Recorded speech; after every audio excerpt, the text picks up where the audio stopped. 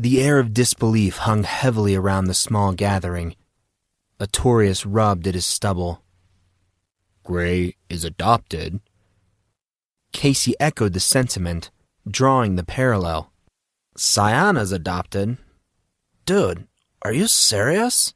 Is this really happening? Monson turned his head downward in the face of the mounting tension. He sniffed. I don't know what to do. I can't eat. I can't sleep. Merely knowing that I'm in love with my sister. It's too much.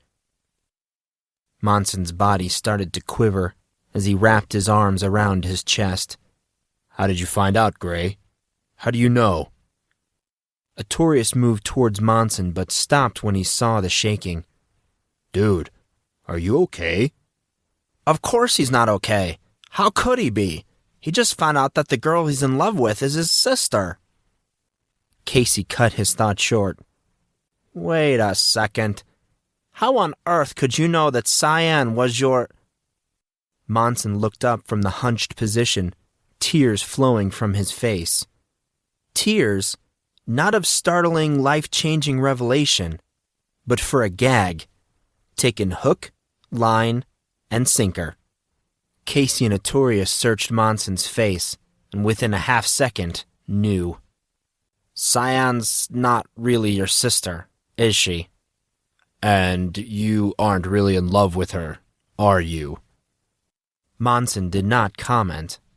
You were totally playing with us. Monson's merriment gushed forth like the breaking of a massive dam. The laughter was so thick and so heavy, he almost lost control of everything related to proper adulthood, from bladder control to breathing. He was laughing so hard that he did not even flinch when 2 pillows, Molly's wallet, and a dish towel struck him at nearly the exact same moment. Artorius pounced on him. Grey, I think you need to be punished. He sat on Monson, crushing him under his massive weight. Oh, come on, guys. It was just a joke. Monson attempted to pacify them all. You guys give me crap all the time. I get you once and you freak out? How is that fair? Besides, seriously? You should have seen your faces. A scowl breached Casey's brow the instant Monson said this. Grey, you are so... Ted? I know. Monson did his best to defend himself.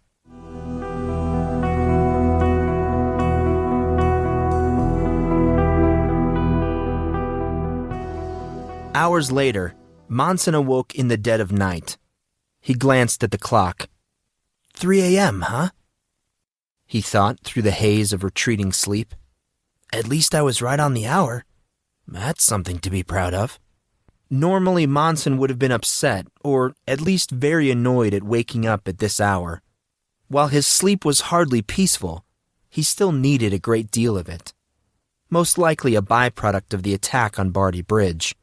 He felt tired, a lot. Nevertheless, it was these defenseless moments that were so often the most brutal to his emotional well-being. When he was alone, in the dark, he experienced true fear. Between the unknown, day and nighttime nightmares, and lack of memory, he was never without something to fear. And that was just the weird stuff. Never mind the mundane like classes, girls, and schoolwork. He wondered if he would be able to ever truly erase that growing feeling of helplessness. He wanted to ponder all the events that circled around him like the descent of hungry vultures. Damien, Barty Bridge, the cloaked man, his evil and sadistic self, all of them swarmed the borders of his sanity, pricking his person with their stringers of frustration, enigma, and fear. How much longer would he have to endure this before something would make sense? Would it ever make sense? As if on cue, his phone beeped indicating an RSS feed update on gossipguyblog.com. Casey had been adamant about placing the handy little program on his phone's web browser through iGoogle. Google. Monson could hear Casey speaking in that stupid voice of his. I'm pretty sure they're going to take over the world. Monson merely smiled. Until a few weeks ago, he was not even sure what Google was. He touched the link, loading the story update, taking the briefest of moments to let his eyes adjust to the ambient light of his phone. Dixon here, and I'm your shadowy figure in the field giving you the rough and tumble of goings-on at Collin University. Don't try and figure out who I am, because you never will. So, here's what's happening. You must have gotten my last update on the brutal attack on Damien the Diamond Peterson. Then you saw the extra security detail on the way to classes yesterday morning. It's plain to see, the question that is burning in everyone's gut? Who attacked the diamond, and why? Monson stopped reading. He already knew who attacked Damien. He did not need to read more conjecture on who it could have been. The browser page slid downward as additional updates loaded and moved the screen. Monson read the taglines under the photos, the first of which was another close-up view of Damien's completely unrecognizable face. Despite the school's refusal to acknowledge the brutal attack on the diamond, this reporter was able to sneak into the restricted section of the hospital and take these additional pictures for proof. Monson studied the picture, trying to recognize or find something that might lead him to understand the events surrounding him and Damien. Nothing came. No flash of recognition or suppressed memory. Nothing but foreboding, saturated with uneasiness. He read the blurb again. The school refused to admit his injury. Now that was interesting. It was not as if they could keep it a secret.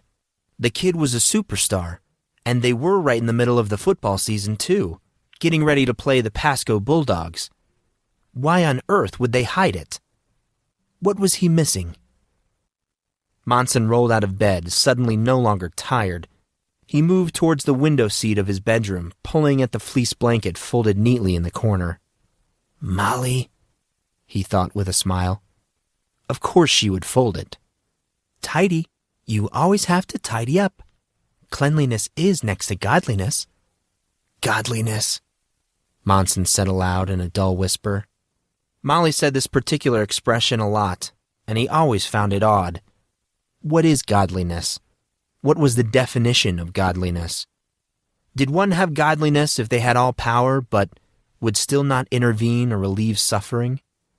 Was it godly to allow bad things to happen for no rhyme or reason? Godliness. Psh! What had God done for him lately? Monson shook his head, trying to flush out his anger. Getting angry at God was about as stupid as getting angry at a bedpost and kicking it out of spite. It could not help, and would probably end up hurting him more than anything else. Even so, he knocked over a stack of clean clothes just to make the room a little messier. Once that was done, he had to confess, he felt a bit better. He put his forehead to the cool glass. He needed to direct his thoughts towards something helpful, and if not helpful, at least not stupid. He made his decision, thinking that he would go and watch some TV. The soap channel usually had Days of Our Lives reruns right about this time. Monson stood and moved towards his sitting room, yawning outrageously as he did. He retrieved a Pepsi from the icebox and sat down, grabbing the wireless touchscreen controller as he did so. He touched the icon to open the entertainment center. It took him some time to remember how everything worked, realizing now that Casey was the one that usually handled the electronic stuff. After another few minutes of annoying tapping, the TV flipped on. The image of Taurus Green greeted him noisily. He lifted his eyebrow in surprise. It still shocked him every single time something reminded him of his classmate's fame and desirability. Despite the months of knowing her, he still felt the amazement and surprise, as if he were a schoolgirl at a Hannah Montana concert. This time was no different. One could not help but watch Taurus, focus on her. She absolutely lived for the camera, and she did look good doing it. She was especially attractive today. A green blouse with a plunging neckline and a push-up made her look bustier than she really was. Covering her small rounded shoulders was a creamy half jacket that cut off just below the bust. Black pants and green heels rounded off her outfit. An annoying-looking host spoke to her about her new song and video, leaning towards her suavely. The 20-something fool was obviously enticed by the girl and was having a hard time hiding his attraction. Taurus reacted slightly, smiling in a formulated way and even touching him on occasion, but nothing overt that he could take out of context. No, she was too much of a professional for that. Simple movements and gestures, that was all it took. A few more minutes, and the grease-haired host would be wearing a collar and begging for table scraps. Monson shuddered. Now that was a horrible image. They took some phone calls next. A 13-year-old boy from Iowa, absolutely ecstatic that he got through. An 18-year-old high school senior from Idaho, asking about Taurus's tour and new CD. And a 19-year-old foreign exchange student living in California who came on speaking a German-English mix. Taurus took a conversational type of breath, deep, but not so deep that you would choke on your own biological process of converting oxygen into CO2. She let the breath out almost as soon as she took it, her face appearing slightly red. Within seconds, a translator with massive Coke bottle frames was at her side, speaking to the girl in her native tongue. The girl responded with enthusiasm. Wow, they really do prepare for everything, don't they? Thought Monson. The exchange lasted for a few moments. The camera, however, was edging its way closer to Taurus, who was completely oblivious to the impending close-up. Monson scrutinized Taurus's face, reminded of how long it had been since he had last seen her. He found that he suddenly missed her. A slight movement, like a fleeting shadow, halted the rest of Monson's thought. That expression on her face, thought Monson. She looks annoyed and impatient. He laughed.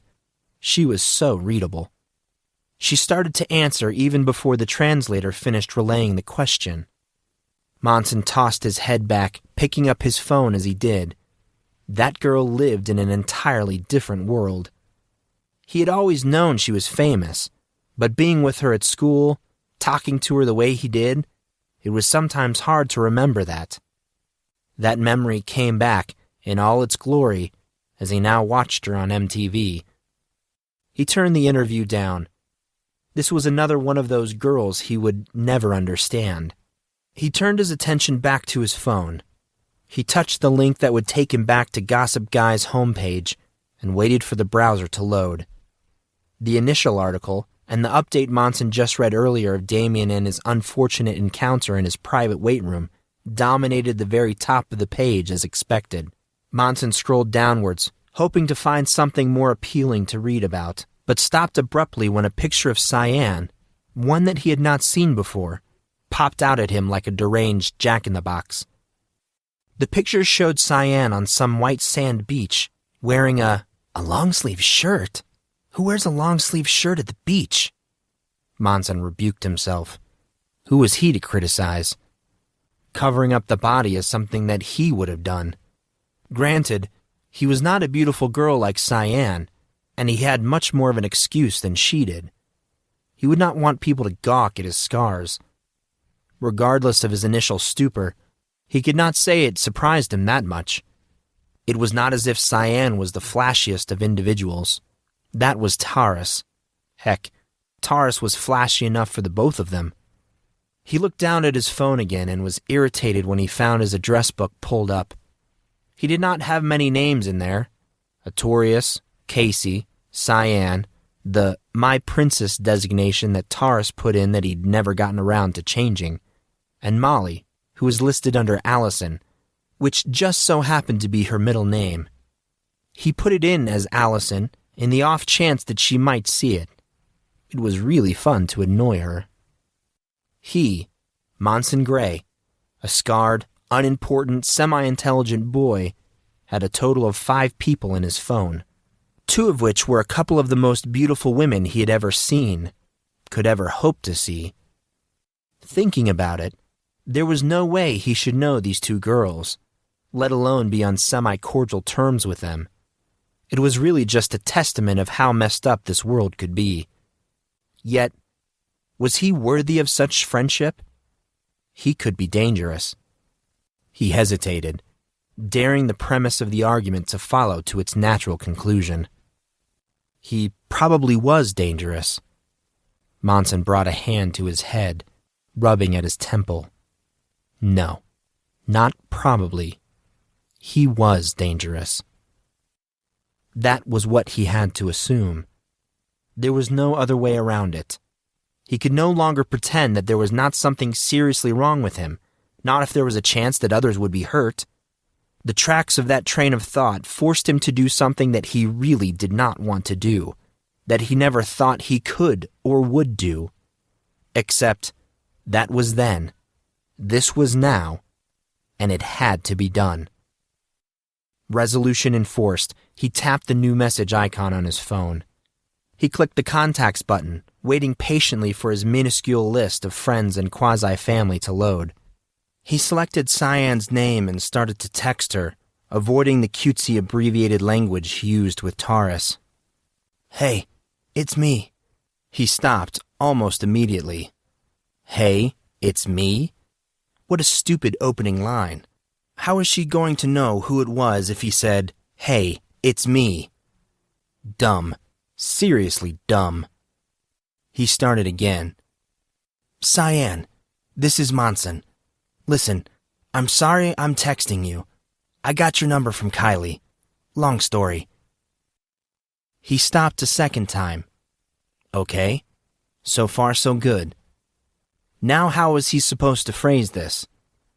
He thought a lie was probably the best way to accomplish his design. If it worked with Cyan, it would probably work with Taurus. "I don't know if I've given you the impression that we are friends or something, but I get a lot of unwanted attention because of you. I'm sorry, but do you think we could just avoid one another in the future? We're different people from different worlds. It just wouldn't work. I don't want you to get hurt. I'm sorry. Later, Monson Grey." He sent the message, ignoring the strange bout of apprehension welling up like a knot in his throat. He thrust the feeling aside. This was for the best. Really, it was. He would send a similar warning to Taurus. It was not like she would be broken up about it. She was a rock star, after all. He wanted to take similar precautions with the others. Artorius, Casey, Molly, and even Brian. That would not end well. He knew his friends well enough to know that they would tell him to piss off before they would listen to anything about staying away from him. He would have to think about that one. Just as he started his message to Taurus, a little envelope flew across his screen. It was from Cyan. Monson literally did a double take, which up until then he would have considered corny. It was like 4 a.m. There was no way. He opened the message, attempting to steady his slightly trembling hand. "Monson, we'll talk about it later." "We'll talk about it later?" He hit reply. "Did you not understand? There's nothing to talk about." He tapped the send button, and another envelope came swooshing across his screen within a couple of minutes. "Like I said, we'll talk about it later. Sweet dreams." Monson sighed. This could be a long night. In spite of himself, he smiled. "Stubborn girl," he thought. He tapped the reply button again.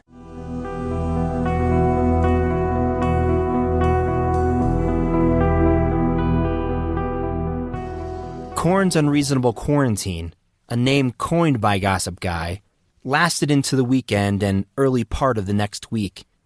For Monson and his friends, it was actually a nice break. Monson was not one to be out and about anyway, and he had the opportunity to catch up on some anime and movies that he'd been slacking on. He started an anime by Kubo Tito called Bleach, which he absolutely fell in love with. He only saw about 10 episodes, but it hooked him, taking him in like a band groupie. Swordplay, spirits, and ridiculous dialogue, Bleach was made up of some seriously awesome elements. Next, they watched all 6 Star Wars movies, in chronological order, from which he formed the following conclusions. Jar Jar Binks was annoying. Queen Amidala was the hottest mom in the galaxy.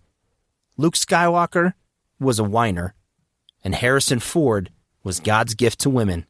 From there, The situation just got weird. And as inarticulate and strange as that sounded to him, it was the only word to describe it. He was not even sure how it happened. He could not have pegged the time. Heck, he probably could not have pegged the date. But before long, he found a group of girls, Indigo and her followers namely, standing outside his door, popcorn, blankets, and soda in hand.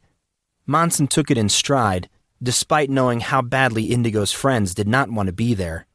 He ignored them, deciding it was their problem and not his.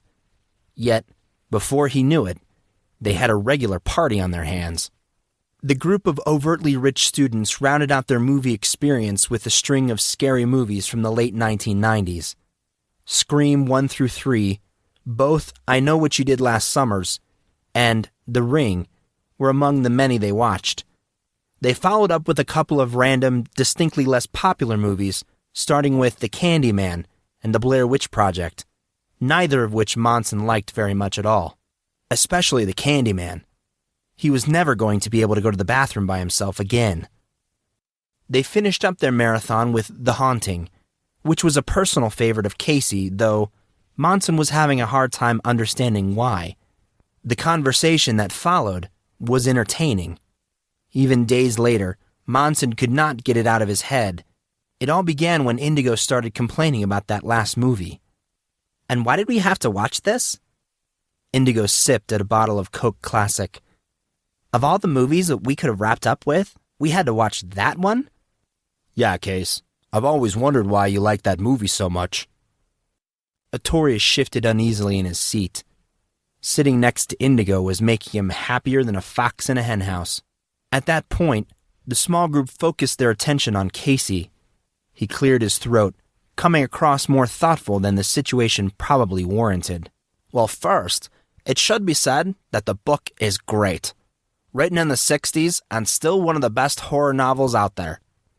Casey stood and adjusted his warm-up pants. He moved to the Blu-ray player, removed the movie, and placed it back in its case. "I don't know why I'm so attached to it. Maybe it just reminds me of the novel, so I look past its faults. I knew we should have watched Hope Floats. But here's the thing." Casey rolled his eyes. "Now that's a horror picture if I've ever seen one." "What was that, Casey?" Nothing, little Harrison. You were saying." "So, the little ghost kids were trying to get the main character lady's help, right?" Casey nodded his head. Others nodded their agreement as well, though most appeared unsure of where Indigo was going with this.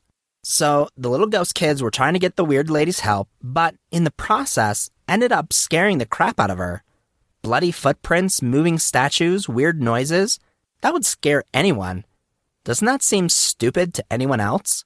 Monson had not thought of that. It was true. The ghost children were a major plot point of The Haunting, and of course, the kids ended up being good in the end. They were just kids after all. Nevertheless, now that he thought about it, he could remember seeing similar storylines in many of Casey's animes. It was actually something that always bugged him. Casey did not seem to understand what Indigo was getting at. "What do you mean, Indigo?" "I mean, the little ghost people are trying to get help. So why would they think that scaring the crap out of the lady, would further their cause in the slightest?" You know, she brings up a good point. Artorius beamed at Indigo. They should have been like, "Okay, we're ghosts. We realize this, but you're the only person who can help us, so don't freak out." Laughs broke out as Casey started to answer. "You two have no taste at all. Let me explain this to your goofy selves." Casey settled back in his chair. At the same time, Monson stood and moved towards the bathroom. No one said anything, but he could tell there were a few watching his retreating backside. He closed the door to his bedroom, thankful to have those searching eyes off him. Ignace had been watching him all evening, and it was starting to get old. His visit to the porcelain god was not that urgent. He just thought now would be a good time for reprieve. Casey and his movie madness could be a bit on the overwhelming side at times. Movie watching was very simple for Monson. He watched and either liked it or did not. It was not that complicated. The constant discussion of character development, plot lines, and interpersonal relationships fell beyond his interest or understanding. Despite all that, he felt inclined to humor Casey, as he loved that stuff, and Monson did have to admit that sometimes, even he could get sucked into the conversation. Monson finished his business in the bathroom, turning on the faucet as he moved in front of the mirror. He washed his hands vigorously, letting his hands enjoy the warm water, desperately trying to look anywhere but straight ahead. He could not help himself. He had to look, even for just a moment. Monson's big blue grays searched the surface of his own visage, starting with the concaves of his own eyes. They had not changed. They were the same blue-gray they had always been. Next, his line of sight traveled down the riveted lines of scar tissue that danced across his facial landscape. Ugly, hideous, and disgusting, but at the same time artistic and symmetrical, as if every line and groove was carved purposely. Monson looked away from the mirror. He was such an idiot. Was he so desperate to find something, anything to be proud of?